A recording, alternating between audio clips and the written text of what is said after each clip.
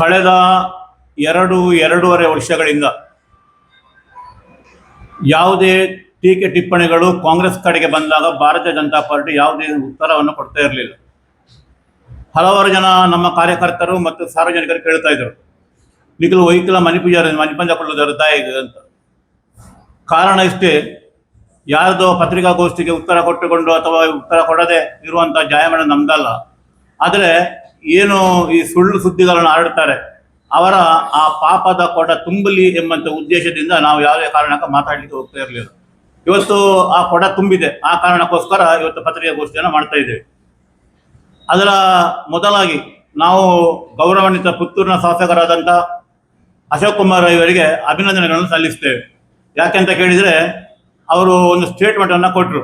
ಹಾರಾಡಿಯಲ್ಲಿ 9 ಇಂಚಿನ ಕಾಂಕ್ರೀಟ್ ಮಾಡಿದೆ, ಮುಂದಕ್ಕೆ 50 ವರ್ಷಗಳು ಯಾವುದೇ ತೊಂದರೆ ಇಲ್ಲ ಅಂತ. ಬಹಳ ಸಂತೋಷ. ಅದಕ್ಕೋಸ್ಕರ ನಮ್ಮ ಶಾಸಕರಿಗೆ ನಮ್ಮ ವತಿಯಿಂದ ಹೃತ್ಪೂರ್ವಕವಾದಂಥ ಅಭಿನಂದನೆಗಳನ್ನು ಸಲ್ಲಿಸಲಿಕ್ಕೆ ಸಂತೋಷ ಪಡ್ತಾ ಇದ್ದೇವೆ. ಹಾಗೆಯೇ ಅವರು ಎಷ್ಟು ಕೇಳಿದಂಥ ಪ್ರಶ್ನೆ, ಅವೈಜ್ಞಾನಿಕ ಅಂದರೆ ಏನು ಅಂತ ಬಹಳ ಹಾಸ್ಯಾಸ್ಪದ ಆಗಿದೆ.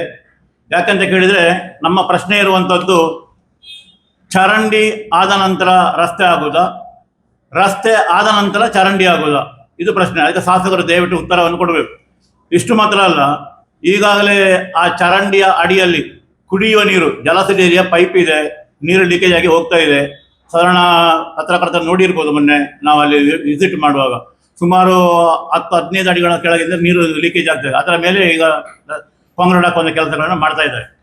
ಜೊತೆಗೆ ಬುಳುವಾರ್ನ ಸರ್ಕಲ್ನ ಬಗ್ಗೆ ಹೇಳಿದ, ಅವೈಜ್ಞಾನಿಕ ಸರ್ಕಲ್ ಅಂತೇಳಿ. ಆ ಸರ್ಕಲ್ನ ತಾವು ನೋಡಿರ್ಬೋದು. ನಾನು ಕೇಳುವಂಥದ್ದು, ಸುಮಾರು 16 ಟೈರ್ನ ಗಾಡಿಗಳು ಆ ರಸ್ತೆಯಲ್ಲಿ ಬಂದರೆ ಅಲ್ಲಿಗೆ ತಿರುಗಲಿಕ್ಕೆ ಅವಕಾಶಗಳು ಉಂಟಾ ಅಂತ. ಅದಕ್ಕೋಸ್ಕರ ಅವೈಜ್ಞಾನಿಕ ಹೇಳಿದೆ ಹೊರತು ಅವರು ಮಾಡಿದಂಥ ಕೆಲಸ ಕಾರ್ಯಗಳ ಬಗ್ಗೆ ಅಲ್ಲ. ಆದ್ದರಿಂದ ಅದನ್ನು ಸರಿಪಡಿಸಿಕೊಳ್ಬೇಕು ಎಂಬಂಥ ಉದ್ದೇಶ ನಮ್ಮದು. ನಾಲ್ಕನೇದಾಗಿ ಅವರು ಹೇಳಿದ್ದೇನೆ ಅಂತ ಕೇಳಿದರೆ, BJP ಅವರಿಗೆ ಪ್ರಚಾರದ ಬಗ್ಗೆ ಹುಚ್ಚು ಇದೆ ಅಂತ.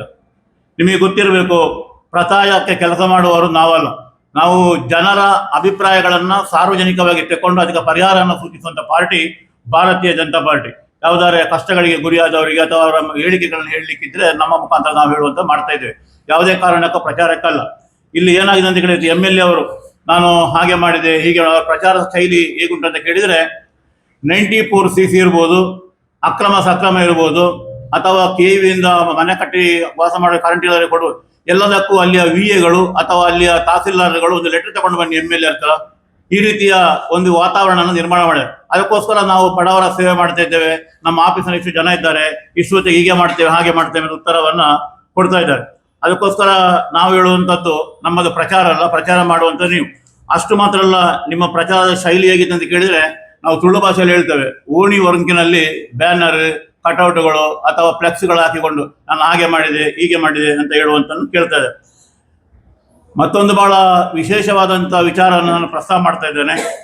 ನಾವು ಯಾವುದೇ ಕಾರಣಕ್ಕೂ ನಮ್ಮ ಕಡೆಗೆ ಬರದಿದ್ದವರಿಗೆ ಅಥವಾ ಬೇರೆಯವರು ನಾವು ಕೆಲಸ ಮಾಡಿಸಿ ಅಂತ ಹೇಳಿದವರಿಗೆ ಅನುದಾನವನ್ನು ಇಡುವುದಿಲ್ಲ, ತಾಕತ್ತಿದ್ರೆ ಮಾಡಿಸ್ಕೊಳ್ಳಿ ಅಂತ ಹೇಳಿದ್ದಾರೆ. ಮಾನ್ಯ ಶಾಸಕರು ದಯವಿಟ್ಟು ಗಮನ ಹರಿಸಬೇಕು. ನಮ್ಮ ಮತ್ತು ಅರುಣ್ ಪುತ್ತಿಲ್ ಅವರ ಸಣ್ಣ ಭಿನ್ನಾಭಿಪ್ರಾಯದ ಫಲವಾಗಿ ಅವರ ಅರುಣ್ ಕುಮಾರ ಪುತ್ತಿಲ ಪರಿವಾರದ ಆ ಭಿಕ್ಷೆಯಿಂದಾಗಿ ಅಥವಾ ಲಕ್ಕಿ ಡಿಪ್ಪಿನಿಂದ ಬಂದಂಥ ಬಹುಮಾನದಾಗೆ ಇವತ್ತು ಪುತ್ತೂರಿನ ಶಾಸಕರು ಆಯ್ಕೆಯಾಗಿದ್ದಾರೆ ಹೊರತು ಜನರ ಓಟಿಂದಲ್ಲ. ನಮ್ಮ ಇಬ್ಬರ ಓಟನ್ನು ಟೋಟಲ್ ಮಾಡಿದ್ರೆ ಸ್ವಲ್ಪ ಲಕ್ಷ ದಾಡ್ತದೆ. ನೀವು ಆಲೋಚನೆ ಮಾಡಿ ಹೇಗಿರ್ತದೆ ಅಂತ. ಅದಕ್ಕೋಸ್ಕರ ನಾನು ಹೇಳ್ತೇನೆ, ಇನ್ನೊಂದ್ಸಲ ಹೇಳ್ತೇನೆ, ಪುತ್ತಿಲ ಮತ್ತು BJPಯ ಪರಿವಾರದ ನಡುವೆ ಸಣ್ಣ ಭಿನ್ನಾಭಿಪ್ರಾಯದ ಪರಿಣಾಮ ಪುತ್ತಿಲ ಪರಿವಾರ ಕೊಟ್ಟಂತ ಭಿಕ್ಷೆಯಿಂದ ಇವತ್ತು ಶಾಸಕ ಅಶೋಕ್ ಕುಮಾರ್ ರವರು ಆಯ್ಕೆಯಾಗಿದ್ದಾರೆ ಪುತ್ತೂರು ವಿಧಾನಸಭಾ ಕ್ಷೇತ್ರದಲ್ಲಿ. ಅದರ ಜೊತೆಗೆ ಅವರು ಹೇಳ್ತಾರೆ, ಅನುದಾನ ಪುತ್ತೂರಿಗೆ ನಾನು ತಂದದ್ದು ಬೇರೆ ಹೇಳ್ತಾರೆ ಇಲ್ಲ ಅಂತ. ನಿಮಗೆ ಗೊತ್ತಿರಲಿ, ಪುತ್ತೂರಿನಲ್ಲಿರುವಂಥ 100ಕ್ಕೆ 80% ಅನುದಾನಗಳು ಈ ಹಿಂದೆ ಸಂಜೀವಣ್ಣ MLA ಇರ್ಬೋದು ಅಥವಾ ಬೇರೆ ಬೇರೆ ಜನ MLA ಇರ್ಬೋದು, ಆ ಸಮಯದಲ್ಲಿ ಪಾಸ್ ಆದ ಹೊರತು ಇವರದ್ದು ಏನು ಇಲ್ಲ. ಉದಾಹರಣೆಗೆ, ಸರಕಾರದ ಹಣ ತರಲು ಪ್ರತಿ ತಿಂಗಳು ಅದಕ್ಕೆ ಜವಾಬ್ದಾರಿಯನ್ನು ತಿಳಿದಿರುವುದಿಲ್ಲ. ಆಯ್ಕೆ ಮಾಡಿದ ಪ್ರತಿಪಕ್ಷದವರ ಆ ಹೇಳಿಕೆಗಳನ್ನು ಸಹಿಸಿಕೊಳ್ಳುವಂಥ ಶಕ್ತಿ ಇಲ್ಲ ಅಂತಾದರೆ ಇದಕ್ಕಿಂತ ದೊಡ್ಡ ಒಂದು ದುರದೃಷ್ಟ ಪುತ್ತೂರು ವಿಧಾನಸಭಾ ಕ್ಷೇತ್ರದವರಿಗಿಲ್ಲ. ಯಾಕಂತ ಕೇಳಿದ್ರೆ, ನಾವು ತಪ್ಪು ಅಂತ ಹೇಳಬಾರ್ದು ಅಥವಾ ಅದನ್ನ ಪ್ರತಿಭಟಿಸಬಾರ್ದು, ಅದನ್ನು ಕೇಳಬಾರ್ದು. ಕೇಳಲಿಕ್ಕೆ ನೀವ್ಯಾರು ಅಂತ ಕೇಳುವಂಥದ್ದನ್ನ ಮಾಡ್ತಾ ಇದ್ದಾರೆ. ಮತ್ತೆ ಇನ್ನೊಂದು ಏನಂತ ಕೇಳಿದ್ರೆ, ಒಂದು ಉಪ್ಪಿನಂಗಡಿಯಿಂದ ಪುತ್ತೂರಿಗೆ 13 ಕಿಲೋಮೀಟರ್ ರಸ್ತೆಯನ್ನ ಮಾಡಬೇಕಾದ್ರೆ ಸುಮಾರು ಎಷ್ಟು ವರ್ಷಗಳು ಬೇಕು ಅಂತ ತಾವು ಯೋಚನೆ ಮಾಡಿ. 13 ಕಿಲೋಮೀಟರ್, ಅದರಲ್ಲಿ 1 ಕಿಲೋಮೀಟರ್ 800 ಮೀಟರ್ ಮಾಡಲಿಕ್ಕೆ ಕಳೆದ ಡಿಸೆಂಬರ್ನಿಂದ, ಮಾರ್ಚಲ್ಲಿ ಸ್ಟಾರ್ಟ್ ಮಾಡಿದ್ದಾರೆ, ಡಿಸೆಂಬರ್ನಿಂದ ಪ್ರಾರಂಭ ಆಗಿದೆ. ಇಲ್ಲಿಯ ತನಕ 8 ತಿಂಗಳಾಗ್ತಾ ಬಂತು. ಇಲ್ಲಿಯ ತನಕ ಅದರ ಕೋಡಿ ಮುಟ್ಟಿಲ್ಲ ಅಂತ ಹೇಳ್ತಾರೆ ನನ್ನ ತುಳುವಿನಲ್ಲಿ. ಕೋಡಿದೆಲ್ಲ ಮುಟ್ಟಿಜಿ, ಯಾವಾಗ ಮುಟ್ತಂತ ನನಗೆ ಗೊತ್ತಿಲ್ಲ, ಆದಷ್ಟು ಬೇಗ ಮುಟ್ಟಲಿ ಅಂತ ನಮ್ಮ ಹಾರೈಕೆ.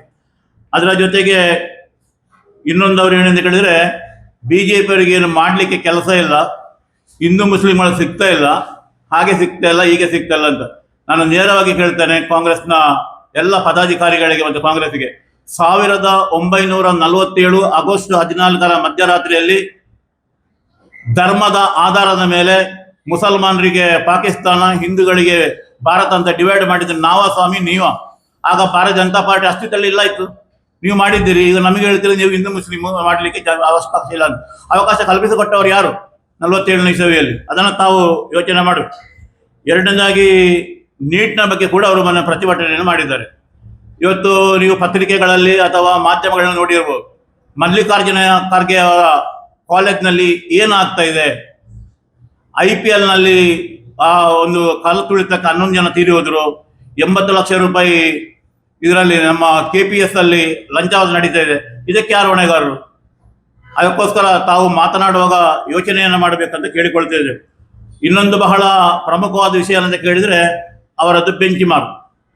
ಅವರೇ ನಾನು ಹೇಳಿದ್ದಲ್ಲ, ಅವರು ಹೇಳಿದ್ರು ನನಗೆ ಬೆಂಚ್ ಮಾರ್ಕ್ ಆಗಬೇಕು, ಬೆಂಚ್ ಮಾರ್ಕ್ ಅಶೋಕ್ ರೈ ಮಾಡ್ತಾನೆ, ಬೆಂಚ್ ಮಾರ್ಕ್ ಬೇಕು ಅಂತ. ಬೆಂಚ್ ಮಾರ್ಕ್ ನಿಜವಾಗಿ ಕೊಡಬೇಕಂತ ಯಾರಿಗೆ ಅಂತ ಕೇಳಿದ್ರೆ, ಪುತ್ತೂರಿನಲ್ಲಿ KSRTC ಡಿಪೋ ಮತ್ತು ಬಸ್ ಸ್ಟ್ಯಾಂಡ್ ತಂದವರು ಯಾರು? ಮಿನಿ ವಿಧಾನಸೌಧನ ರಚನೆ ಮಾಡಲಿಕ್ಕೆ ಸಹಕಾರ ಕೊಟ್ಟಂತವ್ರು ಯಾರು? ಪುತ್ತೂರು ನಗರ ಪೊಲೀಸ್ ಸ್ಟೇಷನ್, ಪೆರ್ನೆಯ ಡ್ಯಾಮ್, ಮೊರಾರ್ಜಿ ದೇಸಾಯಿ ಶಾಲೆ, ಜಿಡೆಕಲ್ಲು ಕಾಲೇಜಿ, ಮಹಿಳಾ ಕಾಲೇಜಿ, ಬಹುಗ್ರಾಮ ಕುಡಿಯುವ ನೀರು, 110 ಕೋಟಿ 1,100 ಕೋಟಿ ರೂಪಾಯಿ ಕೊಟ್ಟು ಮಾಡಿಸಿಕೊಂಡು ಬಂದವರು ಯಾರು? ಮೌಲಾನಾ ಆಜಾದ್ ಶಾಲೆ, BRC ಮತ್ತು BO ಕಟ್ಟಡ, ಆಕ್ಸಿಜನ್ ಘಟಕ, ಡಯಾಲಿಸಿಸ್ ಸೆಂಟರ್, ಸರ್ಕಾರಿ ಆಸ್ಪತ್ರೆಯಲ್ಲಿ ಪೂರ್ಣ ಪ್ರಮಾಣದ ವೈದ್ಯರು, ರೋಟರಿ ಕ್ಯಾಂಪು ಮತ್ತು ಲಯನ್ಸ್ ಹಾಗೂ ಇನ್ನಿತರ ಸಂಘ ಸಂಸ್ಥೆಗಳ ಸಹಕಾರದೊಂದಿಗೆ ಈ ಕಾರ್ಯಕ್ರಮಗಳು ಆಗಿದೆ. ಇನ್ನೂ ಸ್ವಲ್ಪ ಆಳಕ್ಕೆ ಹೋಗುವುದಾದ್ರೆ ಅವರು ಹೇಳಿದ್ದಾರೆ BJPಯವರು ಗತಿಗೋತ್ರ ಇಲ್ಲದವರು ಅಂತ. ಮಾನ್ಯ ಶಾಸಕರನ್ನು ಯೋಚನೆ ಮಾಡಬೇಕು. ನೀವತ್ತು ಇಷ್ಟು ಎತ್ತರಕ್ಕೆ ಬೆಳೆದಿದ್ರೆ ನಿಮ್ಮ ಬಾಲ್ಯದ ಆ ಕನಸುಗಳು ಅಥವಾ ನಿಮ್ಮ ಕೆಲಸಗಳು ಯಾವ ರೀತಿ ಇತ್ತು ಎಂದು ಆಲೋಚನೆ ಮಾಡಿಕೊಳ್ಳಿ. ಯಾಕಂತ ಕೇಳಿದ್ರೆ ಇವತ್ತು ಹಾಳಾಗಬಲ್ಲವನು ಅರಸಾದನು ಹಾಳಾಗಬಹುದು. ಅದಕ್ಕೋಸ್ಕರ ಯಾರು ಯಾವ ರೀತಿಯಲ್ಲಿ ಇರ್ತಾರೆ ಅಂತ ಹೇಳಿದ್ದಾರೆ ಗತಿಗೋತ್ರದ. ಇನ್ನೊಂದು ಹೇಳಿದ್ದಾರೆ BJPಯವರ ಅಂಗಡಿ ಬಂದ್ ಅಂತ. ನಮ್ಮ ಅಂಗಡಿ ಬಂದದಕ್ಕೆ ಬರಲಿಕ್ಕೆ ಪ್ರಯತ್ನ ಪಡ್ತಾ ಇದ್ದಾರೆ ಅವರು, ಯಾವ ಅಂಗಡಿಗೆ ಬರುದು ಅಂತೇಳಿ. ಆಗ ನಮ್ಮ ಅಂಗಡಿ ಬರೋ ಆ ಅಂಗಡಿ ಬಂದಾಗ್ತದೆ, ಯಾಕೆ ಸಂಶಯವೇ ಬೇಡ. ಯಾಕೆ ಈಗ ಅಂಗಡಿ ಬಂದಂತ ಹೇಳುವವರು ನಮ್ಮ ಅಂಗಡಿಗೆ ಬರಲಿ, ನಿಮಗೆ ಗೊತ್ತಿರ್ಬೋದು, ಎಲ್ಲ ಅಲ್ಲಲ್ಲಿ ಪ್ರಚಾರಗಳಿದೆ ಅಲ್ಲ, ಎಷ್ಟು BJP ಗೋಪಿಯರಿಗೆ ಹಾಗಾದ್ರೆ ನಮ್ಮ ಅಂಗಡಿಗೆ ಬರ್ತಾರ ಅಂತ ಆಯ್ತಲ್ಲ ಬಂದ ಅಂಗಡಿಗೆ. ಅದಕ್ಕೋಸ್ಕರ ಮಾತಿನಲ್ಲಿ ಎಚ್ಚರಿಕೆಯಿಂದ ಮಾತಾಡಬೇಕು, ಇನ್ನೊಬ್ಬರನ್ನ ಕಂಡಮ್ ಮಾಡಿ ಮಾತಾಡೋದಲ್ಲ. ನಿಮ್ಮಲ್ಲಿ ಬೇಕಾದಷ್ಟು ಐಶ್ವರ್ಯಗಳನ್ನ ದೇವರು ಕೊಟ್ಟಿರ್ಬೋದು, ನಿಮಗೆ ಸಂತೋಷವಿರಲಿ, ಅದರಲ್ಲಿ ತಪ್ಪೇನಂತ ತಪ್ಪಲ್ಲ. ಆದರೆ BJPಯವರು ಗತಿಗೋತ್ರದಲ್ಲವರು ರಾಜಕೀಯ ಮಾಡ್ತಾರೆ, ಸತ್ತ ಮನೆಗೆ ಹೋಗ್ತಾರೆ. ಸತ್ತ ಮನೆಗೆ ಎಲ್ಲರೂ ಹೋಗ್ಬೋದು, ಯಾರು ಹೋಗ್ಬಾರ್ದು ಅಂತಿಲ್ಲ. ಒಬ್ಬರು ತೀರಿಕೊಂಡಿದ್ರೆ ಯಾರು ಹೋಗ್ತಾರೆ, ಹೋಗಿ ವಿಚಾರ ಮಾಡ್ತಾರೆ, ಮಾತಾಡ್ತಾರೆ, ಬೇಕಾದ ವ್ಯವಸ್ಥೆಗಳು ಮಾಡ್ತಾರೆ. ಅದೆಲ್ಲ ಸ್ವಾಭಾವಿಕ ಇದ್ದಂಥದ್ದು, ಅದನ್ನ ರಾಜಕೀಯ ಪಡಿಸುವಂಥದ್ದು. ಇನ್ನೊಂದು ಏನಂತ ಕೇಳಿದ್ರೆ, ಇಲ್ಲಿ ಬಂಟ್ವಾಳದಲ್ಲಿ ಆ ಹುಡುಗಿಯ ಕೊಲೆ ಆಯ್ತು. ಆ ಕ್ಷೇತ್ರಕ್ಕೆ ಸಂಬಂಧಪಟ್ಟೊಬ್ಬರು ಶಾಸಕರಿದ್ದಾರೆ ಪಾಪ, ರಾಜೇಶ್ ನಾಯ್ಕರು ಅಂತ. ಅವರು ಅದರ ಬಗ್ಗೆ ಸ್ಟೇಟ್ಮೆಂಟ್ ಕೊಡಬೇಕು, ಅವರು ಅದರ ಬಗ್ಗೆ ಮಾತಾಡಬೇಕು ಹೊರತು ಇನ್ನೊಬ್ಬ ಕ್ಷೇತ್ರದಲ್ಲಿ ಹೋಗಿ ಮಾತಾಡುವಂಥದ್ದು, ಕಕ್ಕೆ ಪದವಿನಲ್ಲಿ ಸಂಬಂಧಪಟ್ಟಂತ ಅವರ ಮನೆಗೆ ಹೋಗುವಂಥದ್ದು. ಮನೆಗೆ ಹೋಗ್ಲಿ, ನಾವು ಬೇಡ ಅಂತ ನಾನು ಆಗಲೇ ಹೇಳಿದ್ದು, ಬೇಡ ಅಂತ ಹೇಳುವುದು. ಆದರೆ ಅಲ್ಲಿಯ ಕೆಲಸಗಳಿಗೆ, ಉದಾಹರಣೆಗೆ ನಮ್ಮ ಭಾಗೀರಥಿ ಮೇಡಮ್, ಸುಳ್ಯದ MLA ಅವರು ಬೇಕಾದಂಥ ವ್ಯವಸ್ಥೆಗಳು ಮಾಡಿದ್ದಾರೆ. ಯಾರನ್ನ ಕರ್ಕೊಂಡು ಬಂದು ನಾವು ತುಂಬಾ ಸಲ ನೋಡ್ತಾ ಇದ್ದೇವೆ, ಏನಾದ್ರು ಕಾರ್ಯಕ್ರಮ ಮಾಡೋದು, ಉದ್ಘಾಟನೆ ಮಾಡೋದು, ಶಂಕುಸ್ಥಾಪನೆ ಮಾಡೋದು, ಅಲ್ಲಿ ಕಾರ್ಯಕರ್ತರನ್ನ ಯಾರು ಸೇರಿಸೋದು, ಅಲ್ಲಿ ಹೇಳುದು ಈರ್ನಂಚೆ MLA ಪುತ್ತೂರು ಇನ್ವಟ ಬಚ್ಚನ ಬರಲ್ಲ, ನಾವು ಸುಪ್ಪಿಕೊಳ್ತೇವೆ. ಇಂಥ ಮೇಲೆ ಸತ್ಯವಾಗಿ ಪುತ್ತೂರಿಗೆ ಬರಲಿಲ್ಲ, ಇದು ಶುರು ಬಂದದ್ದು. ಇಲ್ಲಿ ವಿವೇಕಮಲ ಸೊರಕೆ ಇದ್ರು, ಶಕುಂತಲಾ ಶೆಟ್ಟಿ ಇದ್ರು, ಮಲ್ಲಿಕ ಪ್ರಸಾದ್ ಇದ್ರು, ಸಂಜೋಣ್ಣ ಇದ್ರು, ಶಂಕರಾಳವರು ಇದ್ರು, ಬೇರೆ ಬೇರೆ ಜನ ಇದ್ರು. ಆದರೆ ಇಂಥ MLA ಪ್ರಮಾಣ ಸಾಕ್ಷಿಯಾಗಿ ಕೂಡ ಈ ಮೊದಲು ಬರಲಿಲ್ಲ, ಇನ್ನು ಬರುವುದು ಬೇಡ, ನಮ್ಮ ಹಾರೈಕೆ. ಹೀಗಾಗಿ ಒಂದು ವಿಷಯ, ಅಶೋಕ್ ಕುಮಾರ್ ಶಾಸಕರಾದ ಪುತ್ತಿಲ ಪರಿವಾರ ಕೊಟ್ಟ ಭಿಕ್ಷೆ ಇಲ್ಲ ಮತ್ತು ನಮ್ಮ ಮತ್ತು ಪುತ್ತಿಲ ಪರಿವಾರಗಳಿಗೆ ಸಣ್ಣ ಒಡಕಿಲ್ಲ, ಅದು ಒಪ್ಪಿಟ್ಟಿದೆ. ಹೌದು, ಖಂಡಿತ. ಅದೀಗ ಎಲೆಕ್ಷನ್ ಆಗಿ 3 ವರ್ಷ ಆಯ್ತು. ಈಗಲೂ ನಿಮ್ಮ ಒಳಗಿನ ಹೊರತು ಹಾಗೆ ಇದೆಯಾ ಇಲ್ಲೋ ನಮ್ಗೆ ಗೊತ್ತಿಲ್ಲ. ಆದ್ರೆ ನೀವು ಒಂದು ಅರ್ಥ ಆಗಿಲ್ಲ. ಇದೇ ಪರಿಸ್ಥಿತಿ ಮುಂದುವರೆದ್ರೆ ಮತ್ತೆ ಪುನಃ 2 ವರ್ಷ ಮತ್ತೆ ಪುನಃ ಇದೇ ಭಿಕ್ಷೆ ಪುನರಾವರ್ತನೆ ಆಗ್ಬೋದು. ನಮ್ಮೊಳಗೆ ಸರಿಯಾಗಿಲ್ಲ ಅಂತ ನಿಮ್ಮ ಅಭಿಪ್ರಾಯಗಳು ಇರ್ಬೋದು. ನಮಗೆ ಮತ್ತು ಅವರಿಗೆ ಅರುಣ್ ಕುಮಾರ್ ಪುತ್ತಿರನ ಸಂಘಟನೆಗೆ ಯಾವುದೇ ರೀತಿಯ ಭಿನ್ನಾಭಿಪ್ರಾಯಗಳಿಲ್ಲ. ಅವರು ಸಂಘಟನೆ ಮಾಡ್ತಕೊಳ್ತಾರೆ, ಪ್ರತಿಭಟನೆ ಮಾಡ್ತಾರೆ. ಇವತ್ತು ಅವ್ರದ್ದು ಪ್ರತಿಭಟನೆ ಇದೆ ಇಲ್ಲಿ ಪುರುಷರ ಕಟ್ಟೆಯಲ್ಲಿ ರಸ್ತೆ ಆಗ್ಬೇಕಂತ ಹೇಳಿ. ರಸ್ತೆ ಆಗ ನಾವು ಬೆಂಬಲ ಕೊಡೋದಿರ್ತೇವಾ? ಒಟ್ಟು ಅದು ಆಟೋಮೆಟಿಕ್ ಆಗಿ ಬಾಹ್ಯವಾಗಿ ಬೆಂಬಲ ಹೋಗೇ ಹೋಗ್ತದೆ. ನಮಗೆ ಅವರಲ್ಲಿ ಯಾವ ಕೋಪಗಳಿಲ್ಲ. ಆದ್ದರಿಂದ 2028ಕ್ಕೆ ಅಶೋಕ್ ಕುಮಾರ್ ಅಂಗಡಿ ಬಂದಾಗ್ತದೆ. ಅವರು ನಮ್ಮ ಅಂಗಡಿಗೆ ಬರ್ತಾರಂತ ಸುದ್ದಿ ಇದೆ. ಬರೋದಕ್ಕೆ ಸ್ವಾಗತ. ಅದು ಸಹ ನಾವು ಬೇಡ ಅಂತ ಹೇಳುದಿಲ್ಲ. ಯಾಕಂದ್ರೆ ಅದು ರಾಜಕೀಯದಲ್ಲಿ ಇರ್ತದೆ. ನಿಮ್ಮಲ್ಲಿ ಅಭ್ಯರ್ಥಿ ಇಲ್ವಾ? ಯಾರಲ್ಲಿ ಇದೆ? ಅವರು ಕೊಡ್ತಾರಂತ ಬರುವವರು. ನಾವು ಕಾಯ್ದಿರ್ತೇವೆ ಅವ್ರು ಬರುವುದಕ್ಕೆ. ಅವರು ಬರ್ತಾರೆ ಅಂತ ಹೇಳಿದ್ದು ನಮ್ಮ ಗಮನಕ್ಕೆ ಬಂದಿದೆ ಅಂತ ಹೇಳಿದ್ರು. ಅಂಗಡಿ ಬಂದಾಗ ಅವರೇ ಹೇಳಿದ್ರು ಅಂಗಡಿ ಬಂದಾಗ ಬರ್ತಾರಂತ ಲೆಕ್ಕ ಅಲ್ಲ. ಮತ್ತೆ ಎಲ್ಲಿ ಹೋಗ್ತಾರೆ ಅವರು? ರಾಜಕೀಯ ನಿಲ್ಲಬೇಕು ನಮ್ಮಲ್ಲಿ. ಅದು ಹೈಕಮಾಂಡ್ ಬಿಟ್ಟು ನಾವು ಹೇಳಲಿಕ್ಕೆ ಆಗುದು. ಅದರ ಬಗ್ಗೆ ನಾವು ನೋ ಕಮೆಂಟ್ಸ್. ಹೌದು, ಇಂಥ ಮೇಲೆ ಬರೋದು ಬೇಡ ಅಂತ ಹೇಳಿ ಸತ್ಯ ಅಲ್ಲ ಸ್ವಾಮಿ. ಹೈಕಮಾಂಡ್ ಕೊಟ್ಟರೆ ನಾವೇನು ಮಾಡಿದ್ರೆ ನಾವು ಪಕ್ಷದ ಶಿಸ್ತಿನ ಸಿಪಾಯಿಗಳು. ಪಕ್ಷ ಹೇಳಿದ್ರೆ ಒಪ್ಪಿಕೊಳ್ಬೇಕು. ಅದ್ರ ಇಂಥವ್ರು ಬರ್ಲಿ ಅವರು ಬರ್ಲಿ ನಾವು ಹೇಳೋಗಿಲ್ಲ. ಅವ್ರು ಹೇಳ್ತಾ ಈಗ ಆಗ್ತದೆ ಅದನ್ನ ಒಪ್ಪಿಕೊಳ್ತೇವೆ ನಾವು. ನಮ್ಮ ವಿಶೇಷ ಇದು ನಮ್ಮ ಕಾರ್ಯಕರ್ತದ ಅದೇ. ಬಾಕಿ ಪಾರ್ಟಿಯವರಿಗಲ್ಲ. ಬಾಕಿ ಪಾರ್ಟಿಯವರು ಯಾವುದೋ ಬೈಪಾಸ್ ಅಲ್ಲಿ ಕೂತ್ಕೊಂಡು ಹೋಟೆಲ್ ಪಂಚಾಯತಿಗೆ ಮಾಡಿ DKಶಿಗೆ ಬೈದು ಅವ್ರು ನಿಲ್ಬಾರ್ದಂತ ಪ್ರತಿಭಟನೆ ಮಾಡಿ ಎಲ್ಲ ಮಾಡ್ತಾರೆ. ನಾವು ಹಾಗೆ ಅಲ್ಲ.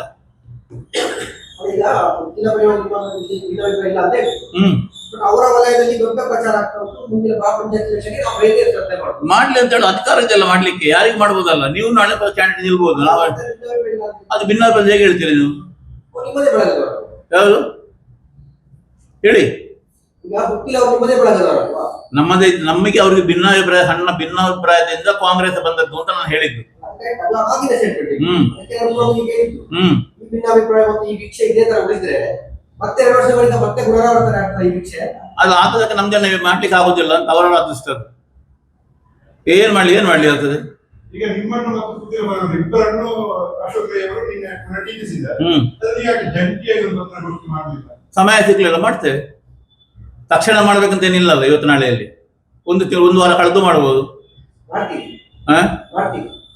ಮಾಡ್ಲೇಬೇಕು. ನಮ್ಮ ಹೇಳಿದ ಕೇಳಿ ಮಾಡ್ತೇವೆ. ಮಾಡಬಾರ್ದು ಇಲ್ಲಲ್ಲ, ಮಾಡ್ಲೇಬೇಕು ಅಂತ ಇಲ್ಲಲ್ಲ. ಮತ್ತೇನು?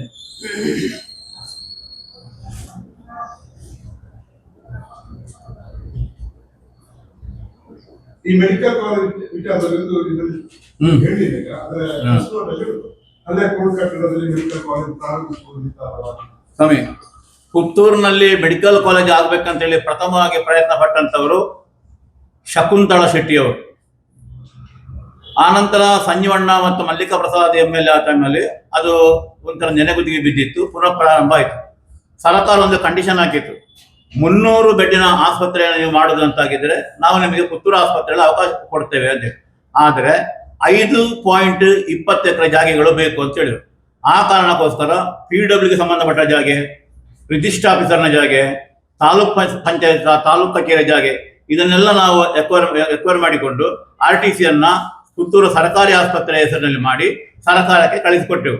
ಆ ಟೈಮಲ್ಲಿ ಇಲೆಕ್ಷನ್ ಇದಾಯಿತು, ಅದು ನೆನೆಗುದಿಗೆ ಬಿತ್ತು. ಅದನ್ನೇ ನಾವು ಹೇಳಿದ್ದು, ಪುತ್ತೂರು ಸರ್ಕಾರಿ ಆಸ್ಪತ್ರೆ ಮೆಡಿಕಲ್ ಕಾಲೇಜ್ ಪುತ್ತೂರಿನ ಇಲ್ಲೇ ಇರಲಿ, ಅಲ್ಲಿ ನೀವು ಎಂತ ಡಾಕ್ಟರ್ ಕಲಿ ಅವರಿಗೆ ಅಲ್ಲಿ ಮಾಡಿ ಅಂತ ಹೇಳಿದ್ದು.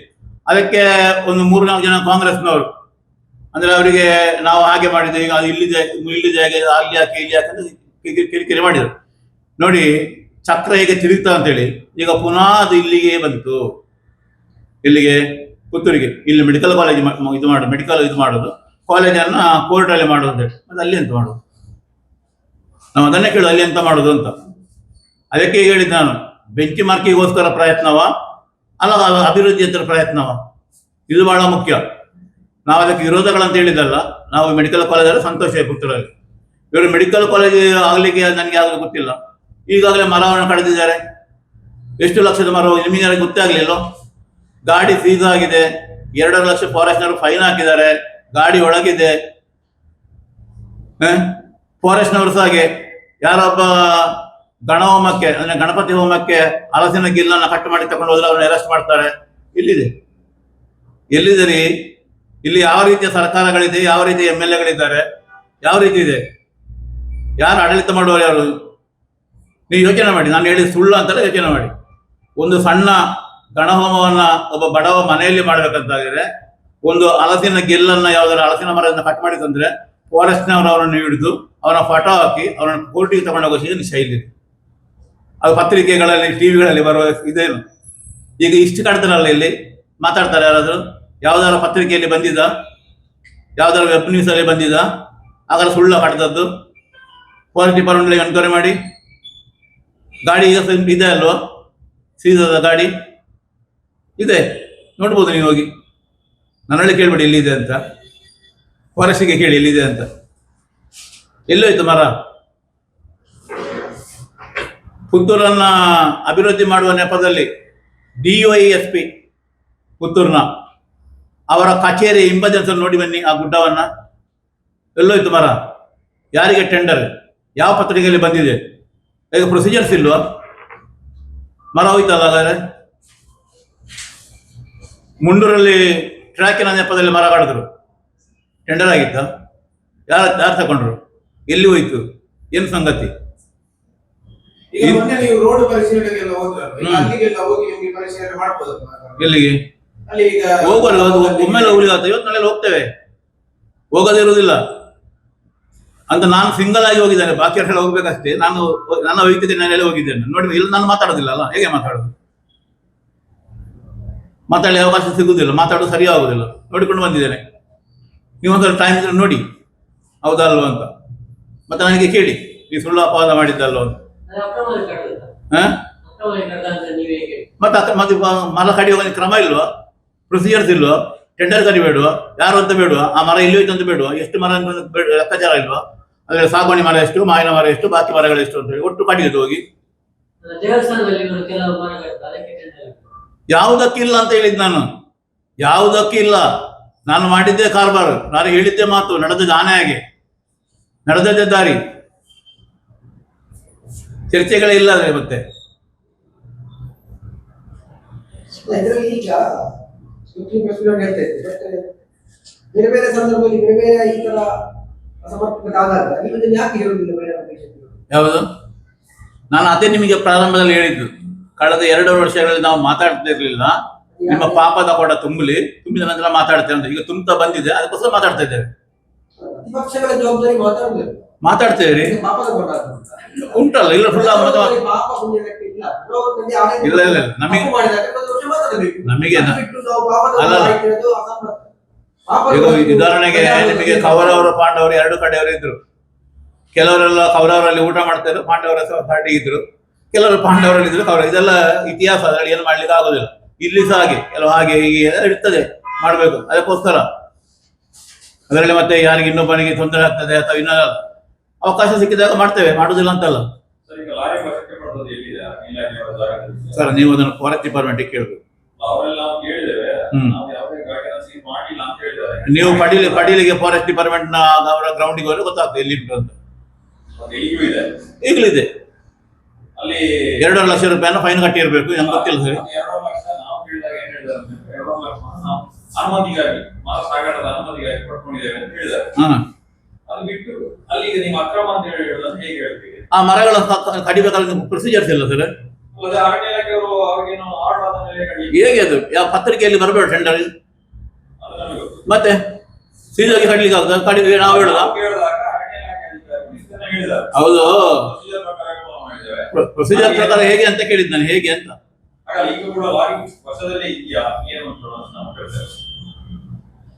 ಅದರ ಬಗ್ಗೆ ನಾವು ನೀವು ಅಲ್ಲಿ ನೋಡ್ಕೊಂಡು ಬರ್ಬೇಕು, ಉಂಟಾ ಇಲ್ವಾ ಅಂತ. ನಾನು ಎಲ್ಲಿ ಉಂಟಂತ ಕೂಡ ಹೇಳಿದ್ದೇನೆ, ನೀವು ಲಾರಿ ಎಲ್ಲಿದೆ ಅಂತ. ಅಕ್ರಮ ಸಕ್ರಮದಲ್ಲಿ ಭ್ರಷ್ಟಾಚಾರ ಆಗಿದೆ ಅಂತ ನೀವು ಹೇಳ್ತೀರಿ. ಹೌದು. ಅಲ್ಲ, ಶಾಸಕರು ಹೇಳ್ತಾರೆ, ಶಾಸಕರ ತಗೊಳ್ಬೇಕಂತಿಲ್ಲ. ನಾನು ಕೇಳುವಂತದ್ದು, ಅಕ್ರಮ ಸಕ್ರಮ ಫೈಲ್ ಇದ್ದವನು ಎಲ್ಲಿಗೆ ಹೋಗ್ಬೇಕು ಮಾತಾಡ್ಲಿಕ್ಕೆ? ತಹಸೀಲ್ದಾರಲ್ಲಿ ಹೋಗ್ಬೇಕು, ಹೌದು ತಾನೆ? ಇವ್ರು ಎಲ್ಲಿಗೆ ಹೋಗ್ಲಿಕ್ಕೆ ಹೇಳ್ತಾರೆ? ತಹಸೀಲ್ದಾರಲ್ಲಿ ಹೋದ್ರೆ ಒಂದು ಯಾವುದೋ ಒಂದು ಚೀಟು ಕೊಟ್ಟು ಕೊಂಚ MLA ಸೈನ್ ಮಾಡಿದವಲ್ಲ ಅಂತ ಹೇಳ್ತಾರೆ. ನಿಮಗೆ ಗೊತ್ತಿರುವ, ನಾನು ಅದನ್ನು ಪುನಃ ಹೇಳಲಿಕ್ಕೆ ಹೋಗೋದಿಲ್ಲ. ಅದು ಅಕ್ರಮ ಸಕ್ರಮ ಅಂತಲ್ಲ, ಕೆಲವು ವಿಚಾರಗಳುಂಟು, ಬೇರೆ ಬೇರೆ ವಿಚಾರಗಳಲ್ಲಿ. ಅಲ್ಲಿ ಕೊಟ್ಟುಕೊಂಡು ಅವ್ರಿಗೆ ಚಿಕ್ಕಿ ಕೊಟ್ಟು ಕೂತ್ಕೊಳ್ಳಿ, ತಿನ್ನೆ ಎಲ್ಲ ಮಲ್ತು ಬರ್ಬೇಕು. ಎಂತದಂತ ಕೇಳೋದು ನಂದು. ಯಾರ್ದು ಕೊಡುದು, ಏನು ಕೊಡುದು?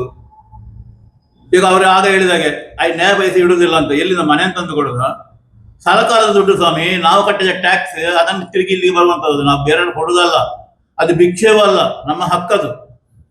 ನಾನು ವಾಟ್ಸಪ್ ಅಲ್ಲಿ ನೋಡಿದೆ, ಇದು ಇದು ಭಿಕ್ಷೆ ಅಲ್ಲ, ಇದು ನಮ್ಮ ದುಡ್ಡನ್ನು ಕೊಡುದು, ನಮ್ಮ ದುಡ್ಡನ್ನು ತರಲಿಕ್ಕೆ ಒಬ್ಬ ವ್ಯಕ್ತಿ ಬೇಕು. ಅದಕ್ಕೆ ಜನ ಆಯ್ಕೆ ಮಾಡ್ಲಿಕ್ಕೆ ಪ್ರಜಾಪ್ರಭುತ್ವ ವ್ಯವಸ್ಥೆಯಲ್ಲಿ ಮಾಡಿದ್ದಾರೆ. ಅದನ್ನು ಮಾಡುವ ಧರ್ಮ ತಾನೆ. ಅದನ್ನು ಬಿಟ್ಟು ಏನಾದ್ರು ಮಾತಾಡುತ್ತಿದ್ರೆ